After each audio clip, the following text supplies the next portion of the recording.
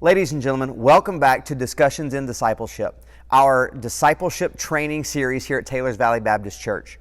I'm Discipleship Minister Kyle Shipp, and I'm very excited to get a chance to continue this series where we really dig in and dive into life groups, dive into the effectiveness of life groups, how to make them more effective, and how to use them to reach beyond just this church and reach into the community. Today, we're talking about variety in communication. How is it that we continue to vary our communication to be as effective as possible? See, one of the really important things to remember about communication and about teaching is that it's not just an information dump. The hearer learning, understanding, and applying what it is that they're hearing is far more important than the amount of information that I throw out.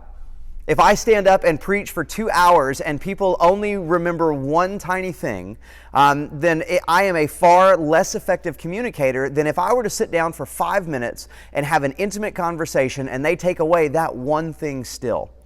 So as we look at this, we first take into account that God has communicated in so many different ways. Hebrews 1:2 actually says, long ago, God spoke to the fathers by prophets at times and in different ways. In these last days, He has spoken to us by His Son. So we can look at Scripture and see all of the different ways in which God has communicated. Don't just think about times that He spoke through a prophet, but think about the various ways that the prophets communicated, some by proclamation, some by action. There were even times when He spoke through a donkey. Now, He only did it once, but there are times when He spoke through a bush. There are all these different types of actions that God has taken, all these different ways that God has communicated. Think about all the ways that God has communicated to you in your life. Sometimes it is through a pastor's sermon, or it is through a life group leader or Sunday school teacher's message. But what about through a song? What about through a stranger on the street? What about through an action? What about in nature? We see God speaking to us in so many different ways, and so we should mirror that. We should seek to vary our communication, vary the ways in which we give our message. See, it's an interesting question. Now, I will ask this. How many ways in the last 6 months have you varied your communication? Now, you've got a really easy one. Right now, it is August 2nd, and we are going through the midst of COVID. Hopefully, we are coming out on the end of this quarantine period. So there's already one easy answer, that we have had to transition the way that we have communicated and taught. Some of us, it's through Zoom. Some of us, it's through FaceTime. But we've had an immediate pivot in that instance. Think about some of the positives that came from that. Think about some of the ways in which you were able to alter your communication. Maybe it stretched you and you had to learn more. Maybe it stretched some of your members and they had to learn something else. But regardless, you had the opportunity to meet people on a different playing field than what we usually have. Now, that doesn't mean it was comfortable. That doesn't mean it's always going to be comfortable. But it is beneficial. So, as we move forward, one of the things that we want to make sure that we do is that we are engaging the 5 senses. When we engage the 5 senses, people retain more. They make it more personal. The first sense is see. Now, we obviously, they can see you as you are teaching, as you can see me when I am teaching, but we go beyond that. We go to things like maps. We go to things like objects. Allow them to see maybe some objects. If you are bringing in a concept of a yoke. Now, I don't know if you have access to a yoke, but if you're teaching on a yoke, you bring that in. See, one of the most effective sermons that I have ever actually given is I was using the description. It wasn't even actually the pot itself, but I was giving the description of watching someone hand spin a pot as they were creating this clay and talking about how we are clay and God shapes that clay. Now, while they could not see it specifically, they could see my actions. They could see what it was that I was mirroring the person doing. I was painting a picture for them. You can do the exact same thing, and it begins to really allow that to sink in. Here, use things like songs. Here at Taylors Valley Baptist Church, we are very musically oriented. You can use things like songs, but you can also listen to recordings. Listen to recordings of, perhaps if you're talking in the Psalms, you can listen to recordings of these Psalms being read in Hebrew. At times, there's a different rhythm to that you can begin to feel. Even though they may not understand, they may be able to feel some of the passion that comes through that, to accept some of the poetry that we see that we have to just assume when it comes to a translation into English. Smell. Now with smells, we can do lots of different things. There are some things that we don't want to experience the smells for, say perhaps if we're talking about camels. But there are different ways. If you can cook. Now we're kind of going to bring in smell and taste. You can cook something maybe that is applicable to what it is that you're teaching, or that is a traditional dish or something. It allows them to taste it. It allows them to see what it is that people were eating, what it is that as they're reading about. Maybe there's a food within what it is that you're reading about, that you're teaching. Allows them to have that, and then allows the smell. Because what happens is all of these senses, as they begin to be triggered, they begin to bring back memories. They allow things to sink deeply into our brain, but then also as they go throughout the weeks, the months, the years, perhaps there's something in their life that triggers that memory of your lesson specifically. And then touch. Touch, we can go back to the objects, that if there is a historical object, perhaps it is a pot, maybe it is a blanket, something like that, allows them to see. You can even use handouts where people have things specifically in their mind. Some people are audio driven and they can just hear you. Some people are visual and they want to have something in front. Maybe they want to be able to take notes. Maybe there's blanks. However it works, but we use these and we try to engage as many senses as we possibly can. Sometimes it's possible to use all 5, and sometimes it's not. And that's okay, because it allows for variance. And so as we begin to speak about variance, we really want to make sure that we also understand that there is a concept of intelligence that is beneficial to the church as a whole. And please keep in mind, when I say intelligence, I'm not talking about the ways in which we measure IQ. I'm talking about the fact that we all have intelligence in something. We all know and understand something more than we understand something else. It affects our personalities. It affects our communication. In my instance, there are eight intelligences. The first is linguistic. Linguistic is how we use words. Some of us are good at using words. These are pastors. They're lawyers, journalists. Obviously, as a pastor, I view that as a strength of mine. Brother Jared, many of our teachers have this same strength, that their words and the way that they craft words are their strength and are their intelligence. For other people that have that strength, that is going to be something that you can use to build those relationships, that you can use to build pictures and to be able to create and craft the situation. There's also logical mathematical intelligence.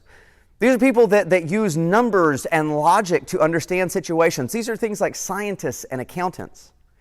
There's spatial and abstract thinking. Thinking in pictures and images. Being able to hear about a situation, and the first thing that you do is that you actually craft everything that is around you. You see the picture. I'm not great at this. I'm not great at seeing pictures in my head. I use it with words, but not the pictures themselves. It's why I'm not a good artist. I don't draw well. People that use spatial and abstract are people like architects and photographers. There's musical intelligence. That's fairly self-explanatory, but it doesn't mean that you have to be a great musician. You can be moved by music. You can understand music. You can feel music, but it doesn't mean if you don't have a great voice or you don't play the guitar that you don't have musical intelligence. Music can still impact you and affect you. There's bodily kinesthetic intelligence. People that control body movements and can handle implements skillfully. Now, yes, these are athletes, but they're also craftsmen and mechanics. I think of a really relevant one here in this church, jugglers. We have a world-class juggler in this church, and I think of the ways in which he does that and the ways in which he's used that to actually impact other people in this church. Interpersonal intelligence, people that have the ability to understand and work with others. This is high in teachers, especially in teachers, and we have so many of those in our church. There's also intrapersonal intelligence, the intelligence of the inner self, understanding your own emotions, understanding your own thoughts. These are counselors, theologians, self-employed business owners. I think of when I think of intrapersonal intelligence, I really think of Brother Jared. I think of how introspective that he is and the intelligence that he holds, especially in this, but how that plays over into others. And then finally, the eighth, and these are not in any particular order, but the eighth is natural intelligence. Intelligence of the outdoors and those who connect with nature. People that enjoy fishing, enjoy hunting, enjoy hiking, camping, these types of things. See, each of these provides a unique opportunity to teach and to connect to a different person within our classes and within our groups, because we all have different forms of intelligence. It allows us to engage the entire class and not just those who resonate with what it is that we're teaching. We begin to meet them where they are. But not only that, it allows us to draw them in. This functions in leadership training as well, that you may have people that can be leaders within this church and can be leaders within the Christian community, but because they think that they have to look the same way and speak the same way that we do when we teach a life group, they think that they are somehow not ready for that is not what they want to do. But yet, instead what we do is we allow them, we empower them to use their intelligences, to use their strengths and their abilities and their backgrounds to impact. And a lot of times what that means is that as life group leaders that we have to give up some control. See, for me, that is a difficult thing. I like to be able to control this serenity, but it means that we have to give up some control because we may not have those intelligences. I'm going to give you an example is obviously for me, I think I resonate with 3 of these, but probably the number 1 is the bodily kinesthetic sense. Obviously, I have used that to use that passion and use that ability to minister in other ways. But one of the things that I have no intelligence in whatsoever is the natural. I'm not a hunter and I'm not a fisher. It's interesting being from Texas because I say that and people look at me like I'm not speaking a language. They're like, I don't get it. I've tried and I just didn't enjoy it all that much. It did not resonate with me. And so when Jonathan Talafuse came and talked, and this was right before COVID, unfortunately, so we had to put a hold on this. When we talked about starting a ministry that involved around fishing, I thought it was an absolutely wonderful idea. And I had absolutely no idea how to make it happen. Because I have no intelligence with that, but what it does, it allows Jonathan and allows those who are passionate and interested and have the ability to have that natural intelligence, it allows them to impact other people that have those same desires and have those same interests. See, that is my passion and my dream for Taylors Valley Baptist Church. Is that starting from the life groups that we would draw people into these life groups because there are so many different things, so many various forms of communication, and we are engaging people on so many different levels. But also from those life groups, that groups would branch off that would seek to minister to the community through their various passions and desires. Like the fishing group that Jonathan had begun to organize, and then we will hopefully continue to organize it afterwards. But as we move in, we see it with our choir and those with musical intelligence, how they minister. But now, what about maybe some of the other people, some of the people that deal in spatial and abstract thinking, the people that love to take photography? The people that could go out and could minister to the area through their use of photography. Imagine if now what happens is we have these groups and we start to use what it is that we have, that we teach and that we bring up leaders within our body, but now these groups use those leadership skills that they have learned and they begin to impact because of their passions. I think that's exactly the way that God has created us, is that we don't have to take them and change who they are to go and impact in the community. God made them who they are so they could impact in our community and in our world.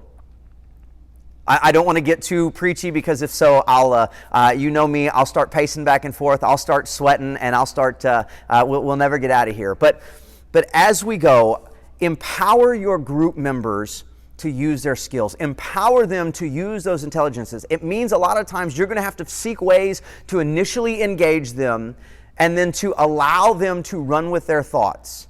If you have someone in your life group that is a wonderful cook but is not someone who engages in the group in that way, then perhaps what it is that you allow them to bring some food. Maybe ask them if they know how to make something that would relate to the lesson that's coming up in a few weeks.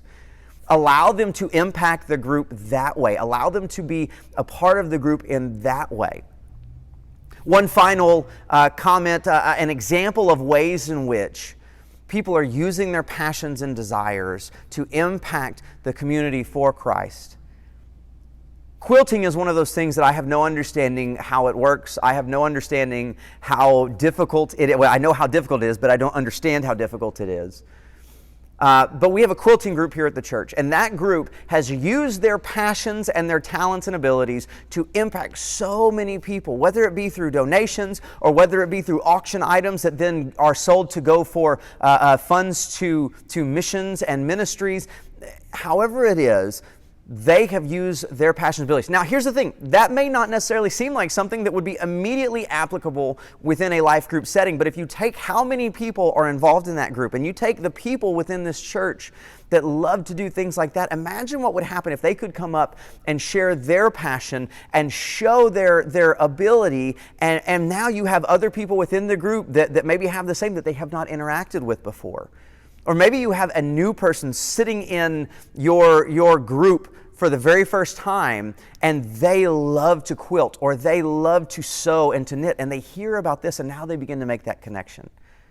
Remember that God works in so many different ways, communicates to us through so many different things, that we don't have to just limit it to the preparation that we do within the book that we are given, and we teach that, and we give all of that information, and we move on.